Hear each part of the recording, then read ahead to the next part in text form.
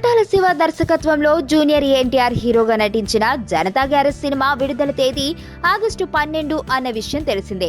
Cinema ప్రారంభం రోజునే విడుదల తేదీ ప్రకటించి పక్కా ప్రణాళిక ప్రకారమే షెడ్యూల్స్ జరుపుకోవడంతో అనుకున్న సమయానికే జనతా గ్యారేజ్ ఓపెన్ చేయడం ఖాయంగా కనబడుతోంది.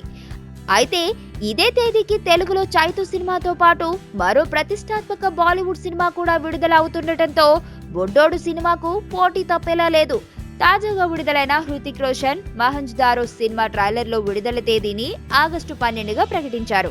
అయితే ఒక హిందీ సినిమా జూనియర్ ఎన్టీఆర్ కు పోటీ ఇస్తుందా అంటే బహుశా అది హిందీ భాషలో విడుదలైతే ప్రభావం కొంతే ఉంటుందేమో గానీ అది డబ్బింగ్ జరుపుకుని తెలుగు భాషలో విడుదలైతే మాత్రం ఆ ప్రభావం తారస్థాయిలోనే ఉంటుందని సినీ వర్గాలు చెప్పుకుంటున్నాయి.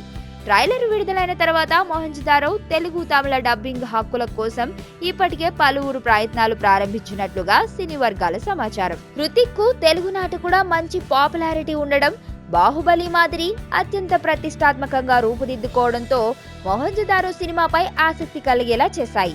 ఈ సినిమా ట్రైలర్ పై భిన్న అభిప్రాయాలు వ్యక్తమైనప్పటికీ ట్రేడ్ వర్గాలలో ఉన్న అంచనాల రీత్యా భారీ స్థాయిలో విడుదల కావడం ఖాయం. దీంతో హృతిక్ నుండి జూనియర్ కు ముప్పు తప్పేలా లేదని సినీ జనాలు చెప్పుకుంటున్నారు.